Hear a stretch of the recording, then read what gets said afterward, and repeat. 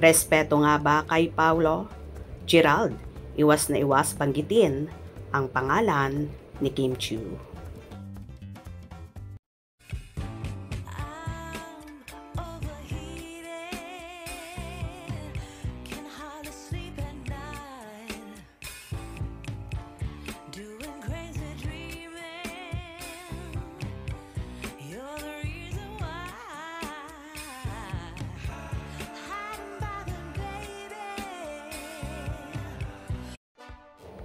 Parehong tumanggap ng Loyalty Award sina Gerald Anderson at Kim Chiu sa Christmas event ng kanilang management.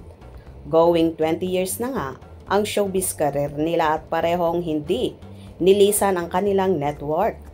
Sa kanyang speech, binalika ng aktor ang journey ng kanyang career. Edad 17 years old.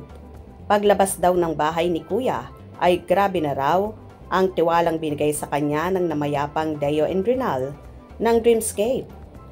Unang big break daw ang seryeng Tayong Dalawa. They gave me opportunities that I did not deserve. Hindi ko rin po alam kung bakit binigyan ako ng dance album. Pero nag-gold yun. Proud ako doon.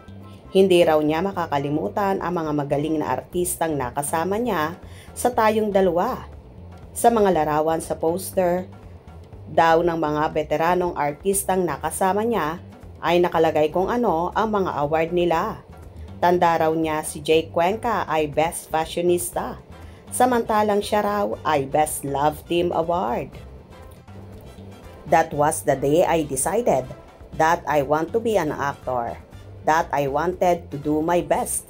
Thank you for Tayong Dalawa. Sana maulit muli, my girl. Sa dulong bahagi ng speech ay naging emosyonal siya at nagpasalamat kay Deo sa serye niyang Budoy. Sa comment section naman ay nagkaroon ng iba't ibang reaction. Say ng isang netizen, pakiramdam daw nila ay gustong banggitin ni Gerald ang pangalan ni Kim Chiu na kasabayan niya sa showbiz. Naging love team sila at nagkaroon ng relasyon.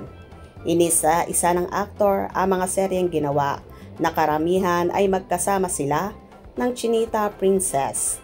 Tanong pa ng ibang netizen, halatang iwas daw ang aktor na banggitin si Kim. Well, siguro bilang pagrespeto na rin ni Gerald sa napapabalita ang kasintahan na ngayon ni Kimi na si Paulo Avellino, kaya umiiwas siyang banggitin ang pangalan ng dalaga. Dahil for sure kapag binanggit na naman niya ang pangalan ng kanyang dating ka-love team or ex, ay makakatikim na naman siya ng maaanghang na salita at pangbabash mula sa Kim Pao fans. Kaya siguro naging maingat na ang aktor na wag na lang banggitin ang name ni Kimi.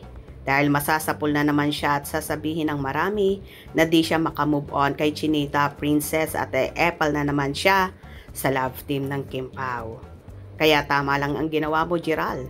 Bilang respeto na rin sa love team nila ni Paulo at lalong higit sa aktor na alam mo naman na kung ano ang estado ng dalawa.